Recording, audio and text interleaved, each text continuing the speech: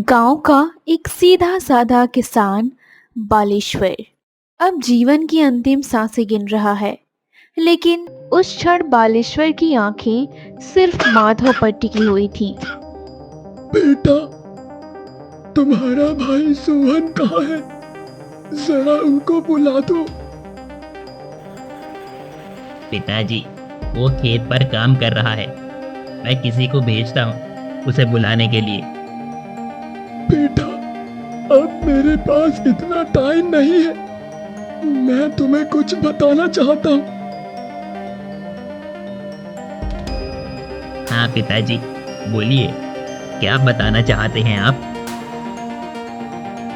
बेटा, पीपल के नीचे मेरी जिंदगी भर की कमाई एक घड़े में है। उसे निकाल कर तुम दोनों भाई आपस में बांट लेना। ठीक है पिताजी, वहाँ जो कुछ भी होगा हम दोनों भाई आपस में बांट लेंगे।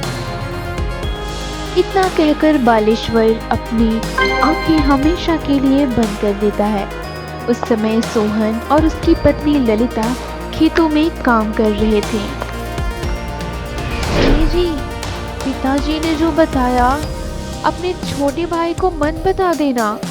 उसे क्या पता चलेगा कि पीपल के नीचे खजाना है। तुम ठीक कह रही हो भाग्यवान, उसे एक फूटी कौड़ी भी नहीं देंगे। खजाना तो दूर की बात है। जब सोहन को पता चला कि उनके पिताजी अब नहीं रहे, तो रोते बिलखते वो घर की ओर भागता है।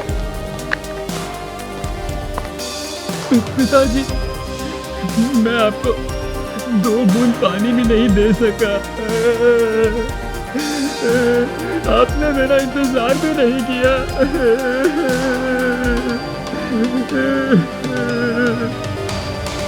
फिर दोनों भाई और गांव वाले मिलकर बालेश्वर का अंतिम संस्कार करते हैं।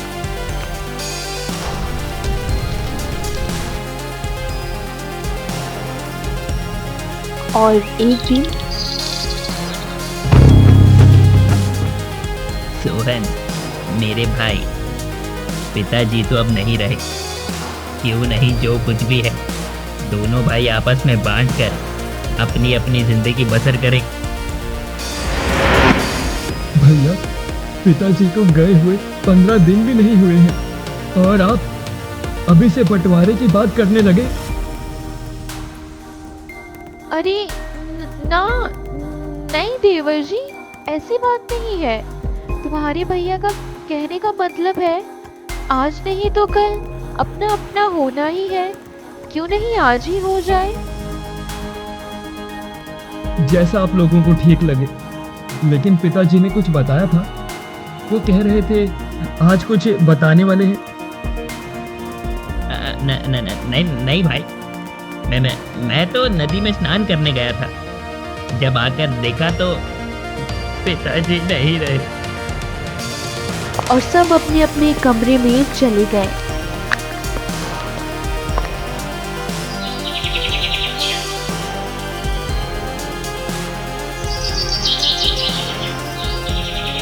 दूसरे दिन पंचायत में माधव, सोहन, तुम्हारे पिताजी के पास ज्यादा कुछ तो नहीं है। बस ये एक घर है, एक खपरेल झोंपड़ी, 2 बीघा बंजर जमीन और 5 बीघा खेती जमीन। सोहन को तो बस पिछली झोंपड़ी दे दो, उसे खेती बाड़ी से क्या काम, और पहाड़ी वाला 2 बीघा जमीन। सोहन, तुम संतुष्ट हो? जो तेरा भाई कह रहा है। भैया जो फैसला करेंगे मुझे स्वीकार है। पंचायत ने बात मान ली। माधव ने सारी उपजाऊ जमीन हड़प ली और सोहन को मिली एक टूटी झोपड़ी और बंजर जमीन का टुकड़ा। देख लिया अपने भाई का चालाकी। मावा मलाई तो वो खा लिया, हमारे लिए छाड़ छोड़ दिया। कोई बात नहीं भाग्यवान, हम मेहनत करेंगे, बंजर जमीन को उपजाऊ बनाएंगे। शायद कुछ बदल जाए।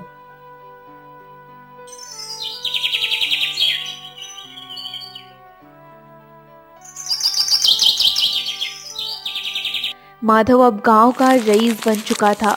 नौकर चाकर, बड़ी हवेली और घमंड से भरी बातें।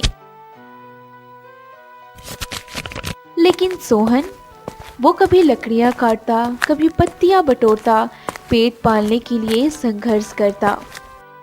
देख लिया आपने, तुम्हारा भाई कितना बड़ा रईस बन गया। जरूर पिताजी ने कोई खजाने के बारे में बताया होगा। हमें वो 1 फुटी कौड़ी भी नहीं दिए और तुम भाई भाई करते रहते हो। जाने दो भाग्यवान, कहीं से मिला हुआ धन ज्यादा दिन तक नहीं टिकता। हम अपनी मेहनत से कुछ करके दिखाएंगे। लेकिन हम काम कौन सा करेंगे? जमीन तो बंजर पड़ी है, कोई भी बीज डालो वो उगता ही नहीं, वो सूख जाता है। भाग्यवान, मैं सोच रहा हूँ समोसे का ठेला लगा लूं, कैसा रहेगा? हाँ जी, सही रहेगा। आप समोसा भी तो बहुत अच्छे बनाते हो, शायद इनसे जीवन में कुछ सुधार हो जाए। अगले दिन सोहन ठेला लगाता है, लेकिन ग्राहक नहीं आते और सब उनका मजाक उड़ाते हैं। अरे देखो, समोसे वाला किसान अब खेत में फसल नहीं समोसे उगाएगा क्या? अरे भाई, तुम लोग मजाक क्यों उड़ाते हो? मैं कुछ भी करूं, आप लोगों को क्या परेशानी है? अरे भाई, हमें क्या परेशानी होगी? तुम बेचो, लेकिन तुम्हारा समोसा एक भी नहीं बिकेगा। जब समोसा ना बिके तो शाम को हम लोगों को दे देना, वैसे भी वो खराब ही हो जाएंगे।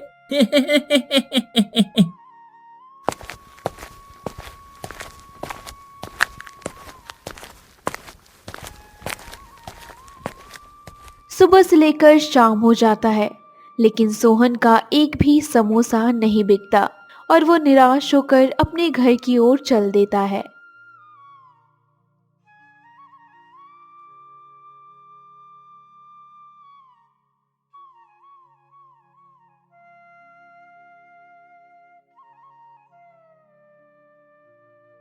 भाग्यवान, पूरा दिन निकल गया, लेकिन एक भी समोसा नहीं बिका। पता नहीं हमारे नसीब में क्या है। ए जी, हिम्मत मत हारो, एक दिन हम जरूर सफल होंगे।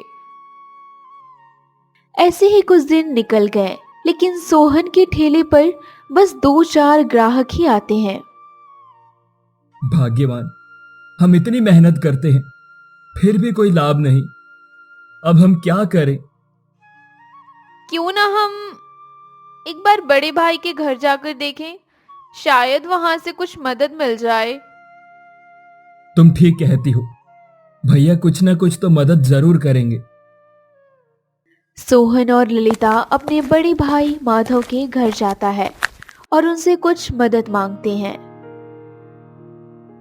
भैया, मैंने अपनी जमीन में काम किया, समोसे का ठेला लगाया, पर कोई लाभ नहीं हुआ। मेरे पास जितने पैसे थे सब खत्म हो गए। खत्म हो गया तो मैं क्या करूं? मैं आपके पास इसीलिए आया था, कुछ मदद मिल जाती तो। भाग जा यहाँ से, भिखारी कहीं का। मैंने ये सब अपनी मेहनत से कमाया है, किसी को दान देने के लिए नहीं। देखो कैसे मुंह उठाकर चले आते हैं। जरा सा 2 पैसे कमाओ कि सबकी नजर लगने लग जाओ यहाँ से। यहाँ कुछ नहीं मिलने वाला, पता नहीं कहाँ कहाँ से भिखारी आ जाते हैं। दीदी, आप ऐसी बातें क्यों करती हो? नहीं देना है तो मत दो, हम जा रहे हैं, फिर कभी आपके घर पर कदम नहीं रखेंगे। हाँ हाँ जाओ, तेवर तो देखो महारानी वाले, भिखारिन कहीं की। फिर दोबारा यहाँ मत आना, नहीं तो टांग तोड़ दूंगी।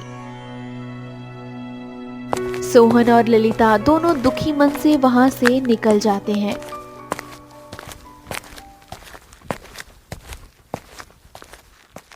हमें माफ कर दो जी, हमने ही वहां जाने के लिए उकसाया था। कोई बात नहीं ललिता, जब अपना ही पराया हो जाए इसमें तुम्हारा क्या दोष। सोहन, क्यों ना हम उसी जमीन पर फिर से मेहनत करें, शायद इस बार कोई चमत्कार हो जाए। दोनों फिर से खेतों पर जाते हैं और खूब मेहनत करते और फिर बीज बो देते हैं। ऐसे ही 8 से 10 दिन निकल जाते हैं, लेकिन कोई परिणाम नहीं। ललिता, हम बेकार में उस बंजर जमीन पर मेहनत कर रहे हैं, वो नुकसान के अलावा और कुछ नहीं देता। फिर हम क्या करें जी? पता नहीं भगवान भी हमसे क्यों नाराज है। कल हम फिर से जंगल जाएंगे और लकड़ियां काटकर बाजार में बेचेंगे, कम से कम घर का खर्चा तो चलेगा। कहते हैं कि जब समय खराब हो तो दोस्त मित्र ही नहीं बल्कि अपना भाई पिता तक साथ छोड़ देते हैं, और सोहन के साथ वही हो रहा था। उनके बड़े भाई माधव ने दोनों हाथों से पैसे उड़ा रहे थे। इधर सोहन के घर में खाने के लिए एक अनाज नहीं है। माधव अपनी पत्नी शीला की बर्थडे पार्टी कर रहा है। पूरे गांव को बुलाया, लेकिन सोहन को पूछा तक नहीं। ललिता, हम इतना नीचे गिर गए हैं। भैया ने कल सबको अपने घर पर बुलाया है, लेकिन हमें पूछा तक भी नहीं। कोई बात नहीं सोहन, नहीं बुलाया तो क्या हुआ? हम अपने घर में भूखे हैं लेकिन सुकून से हैं। समय एक जैसा सबका नहीं रहता। एक दिन सोहन जंगल लकड़ी काटने जा रहा था। तभी रास्ते में कुछ गांव वाली, अरे ओ समोसे वाले किसान, कहाँ जा रहे हो? अब कौन सा धंधा शुरू कर दिया?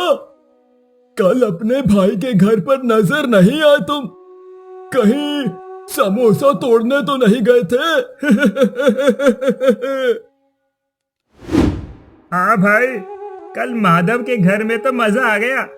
क्या शानदार पार्टी थी। हमने तो आज तक ऐसी पार्टी नहीं देखी। अरे वो सब तो ठीक है, लेकिन उसने अपने भाई सोहन को नहीं बुलाया। अरे जाने तू, वो पार्टी नंगों और भिखारियों के लिए नहीं थी। अरे वो पार्टी तो हम जैसे रईसों की पार्टी थी। ये सब सुनकर सोहन को बड़ा दुख होता है। वो अपनी किस्मत को कोसते हुए जंगल की ओर चला जाता है। रास्ते में उसे एक बूढ़ी औरत मिलती है। माताजी, आप इस घने जंगल में क्या कर रही हैं? और ये लकड़ी का गट्ठर? बेटा, मैं ये लकड़ी लेकर जा रही थी। भारी होने के कारण मैं इसे ले जा नहीं पा रही हूँ, इसलिए मैं यहीं खड़ी हूँ।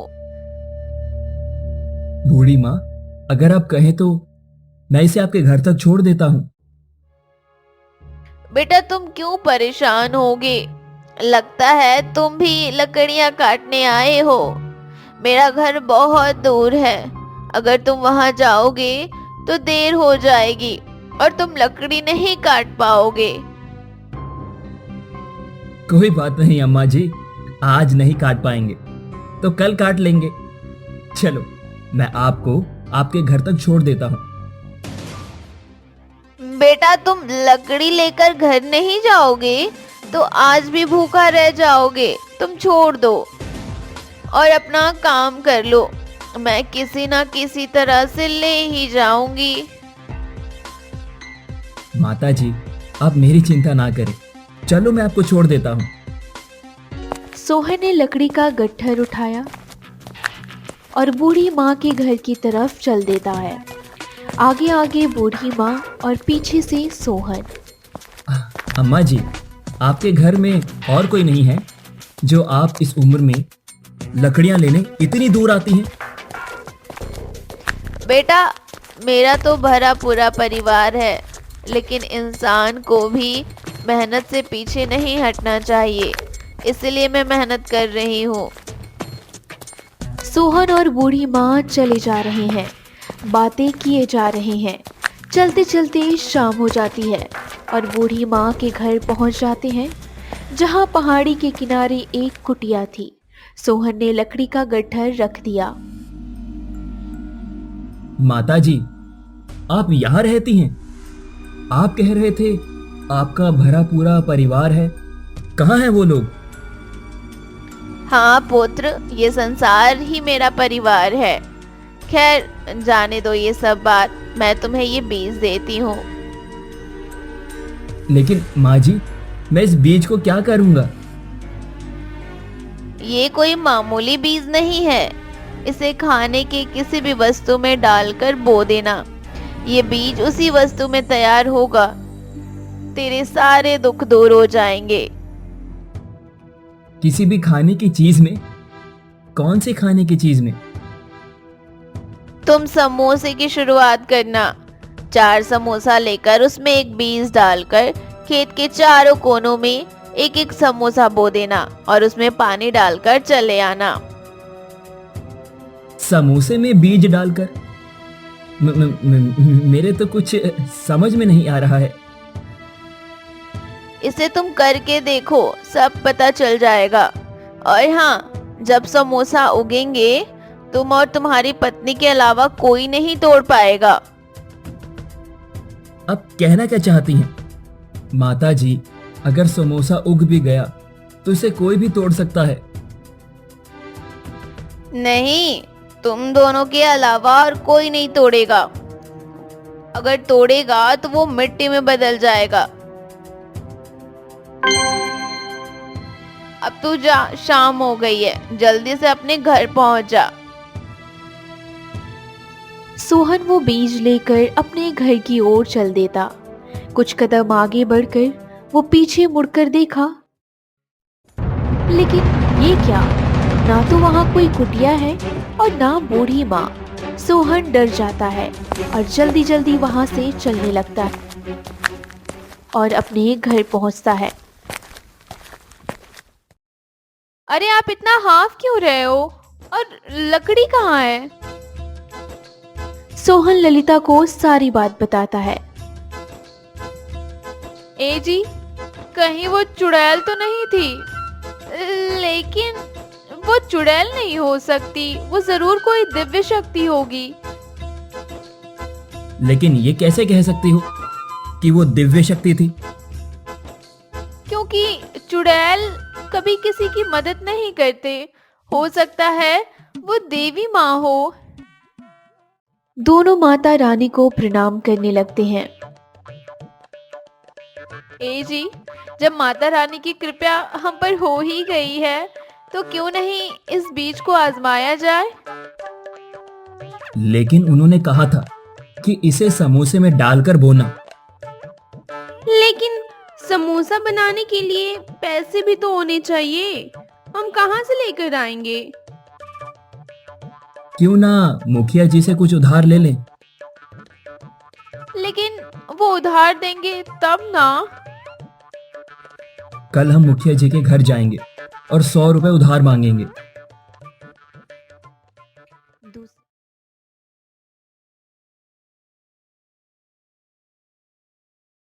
दूसरे दिन सोहन मुखिया जी के घर जाता है और 100 रुपया ले आता है। अजी सुनती हो? कहाँ हो भाग्यवान, मैं 100 रुपए ले आया। आ गए आप? पैसे मिल गया? हाँ भाग्यवान, मिल गया। चलो अब समोसा बनाते हैं। दूसरे दिन सोहन ने 4 समोसे लिए, उसमें बीज डालकर खेत के चारों कोने में बो दिया।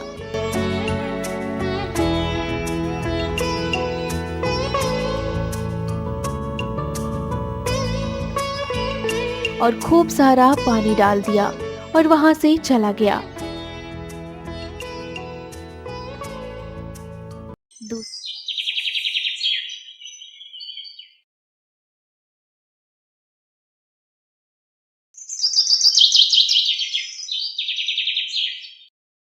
दूसरे दिन अरे ओ भाग्यवान, सुनती हो? मैं खेत में जा रहा हूँ, थोड़ी देर में वापस आता हूँ। और सोहन खेत की ओर निकल जाते हैं। जब खेत पर जाकर देखा तो वो चौंक गया। हाँ हाँ, ये क्या है? पूरे खेत में समोसे के पेड़ लहरा रहे थे। हर शाखा पर गर्मा गर्म समोसे टंगे थे, जैसे पेड़ ने भूख की दुआ सुन ली हो। ये तो चमत्कार हो गया। हे माता रानी, तेरा लाख लाख धन्यवाद। सोहन दौड़ के अपने घर जाता है और ललिता को सारी बात बताता है।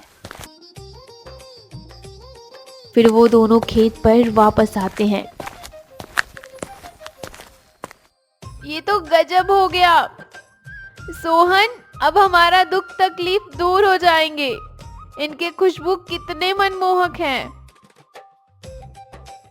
हाँ ललिता, मैं एक समोसा तोड़कर देखता हूँ। ये तो बिल्कुल ताजा और गर्म है। उनकी खुशबू गांव तक पहुंच रही थी। गांव के कुछ लोग खुशबू को महसूस करते हुए वहां पर पहुंच जाते हैं। भाई खुशबू तो बड़ी मस्त आ रही है। हाँ, खुशबू तो अच्छी है, लेकिन आ कहाँ से रही है? शायद उस पहाड़ी की तरफ से आ रही है। चलो चलकर देखते हैं बात क्या है।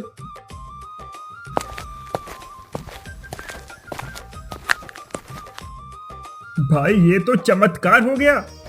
बंजर जमीन पर समोसे की खेती, ये कैसे हो सकता है? हम लोग इसे समोसे उगाने वाले किसान कहते थे। आज तो ये सत्य हो गया। एक आदमी ने एक समोसा तोड़ा। जैसे ही उसने समोसा तोड़ा, वो मिट्टी का हो गया। ये सब देख सारे लोग और ललिता भी चौंक गए। सोहन, ये समोसा मिट्टी का कैसे बन गया? बूढ़ी माँ ने कहा था, हम दोनों के अलावा और कोई भी तोड़ेगा तो वो मिट्टी में बदल जाएगा। चलो हम दोनों ने एक एक समोसा तोड़ के देखते हैं। फिर दोनों ने एक एक समोसा तोड़ा। समोसा ताजा और गर्म था। अब समझ में आया, ये हमारे अलावा और कोई तोड़ेगा तो उनके लिए मिट्टी के बराबर है। फिर सोहन ने गांव वालों को एक एक समोसा दिया। ये लो भाई, इसे खाकर देखना कैसा है इनका स्वाद। सोहन भाई, हमने एक समोसा तोड़ा लेकिन वो मिट्टी बन गया, ये कैसे हुआ? शायद हम दोनों पति पत्नी के अलावा इसे कोई और तोड़ नहीं पाएगा। अब सोहन का खेत समोसा फॉर्म बन गया। शहरों की बड़ी बड़ी कंपनियां लाइन में लग गईं। स्वादमयी समोसे अब ब्रांड बन गया। सोहन की जिंदगी में सुधार होने लगा। जिस पे हम हंसते थे वो तो अब गांव का राजा बन गया। ये कैसे हो गया? मेरी सारी जमीन बेकार हो गई और वो भिखारी अमीर बन गया।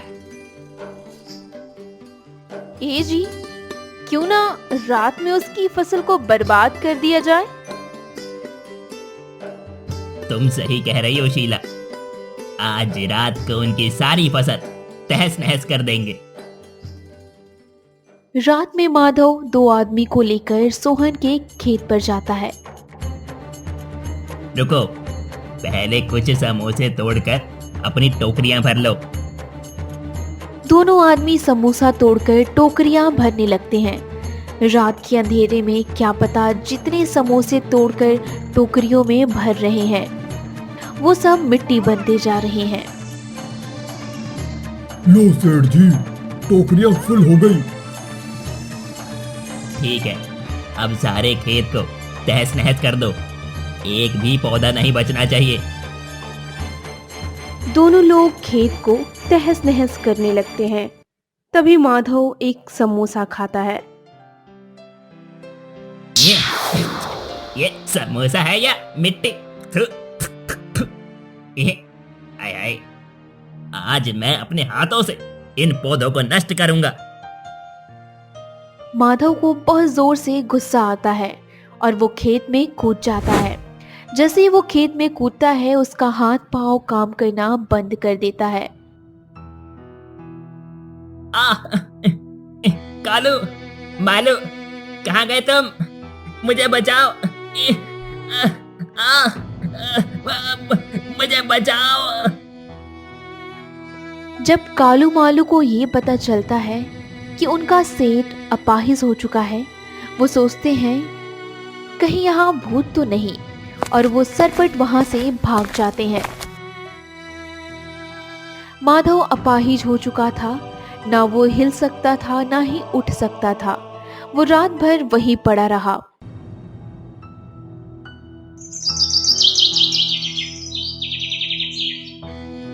तो सोहन और ललिता वहां पहुंचे। फसल जैसे पहले थी वैसे ही हो गई और अपने भाई को इस हालत में देखकर भैया, आप यहाँ पर क्या कर रहे हैं? और ये हाल आपका कैसे हुआ? सोहन, मुझे माफ कर दे। मैंने तुम पर बहुत अन्याय किया है। मैं रात में तुम्हारी फसल बर्बाद करने के लिए आया था। उसी की सजा मिली है मुझे। भैया, आप तो बड़े हैं। आपको जो कुछ मिला वो पिताजी का था। मुझे जो कुछ मिला भगवान ने दिया। मैं तो सिर्फ मेहनत करता गया, फिर भी आपको जलन होने लगी। इसी बात का तो अफसोस है मुझे। मैंने तुमसे सब कुछ छीन लिया, फिर भी मुझे संतुष्टि नहीं थी। मैं फालतू का खर्च करता रहा, लेकिन तुम्हारी मदद नहीं की। इसकी सजा तो मुझे मिलनी ही थी, वो मिल गई। सोहन अपने भाई को उठाकर अस्पताल ले गया। उसका दर्द तो खत्म हो गया, लेकिन वो ठीक नहीं हुआ। बहुत जगह इलाज किया, लेकिन वो अपाहिज का अपाहिज ही रह गया। आज भी वो व्हीलचेयर पर बैठा रहता है। उसका सारा संपत्ति धीरे धीरे नष्ट हो गया।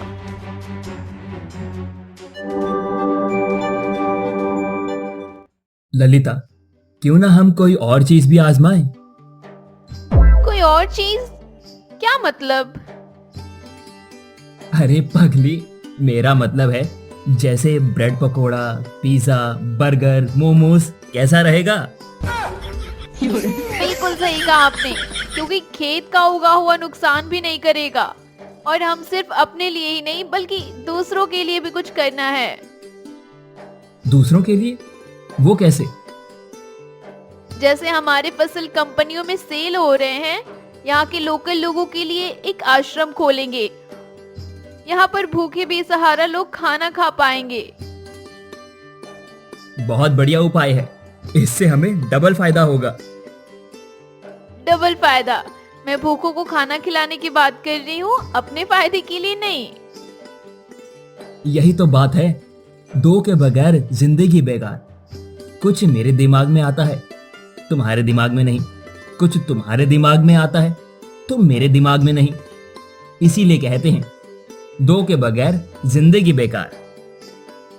ए सोहन जी, साफ साफ बताओ, पहेलियां मत बुझाओ, ये मेरे समझ से बाहर है। तो सुनो, मेरे कहने का मतलब था, पहला फायदा, हम जो फसल उगाएंगे वो कंपनी में जाएगी, उससे हमें फायदा होगा। वो फायदा हमारे पास रहेगा। दूसरा फायदा, हम जो आश्रम खोलेंगे, हम गरीबों को खाना खिलाएंगे, उनका फायदा भगवान के पास रहेगा। जब हम यहां से उनके पास जाएंगे, वो फायदा हमारे काम आएगा। तो हुआ ना डबल फायदा। ए जी, आप तो बहुत चतुर निकले। हमने सोचा भी नहीं था कि आपके दिमाग में इतना उत्तम विचार आएगा। हाँ, हमारे साथ रहोगे तो कुछ ना कुछ फर्क तो पड़ेगा ही। फिर सोहन और ललिता ने मिलकर गांव में अस्पताल बनवाया, स्कूल बनवाया, वृद्धाश्रम बनवाया। हर रोज सैकड़ों लोगों को खाना खिलाता और सभी जरूरतमंदों को मदद करता। उधर माधव व्हीलचेयर पर बैठकर अपने किए पर पछता रहा है। आज भी उस गांव में एक खेत है जहां समोसे पेड़ों से लपकते हैं। बच्चे दौड़ते हैं, खुशबू हवा में बिखरती है। जो इस कहानी को अंत तक देखा उसे मैं धन्यवाद देती हूँ। मैं ये नहीं कहूंगी कि इस चैनल को लाइक करो, सब्सक्राइब करो, शेयर करो या कमेंट करो। आपका दिल जो कहे अपने दिल की सुनिए। धन्यवाद।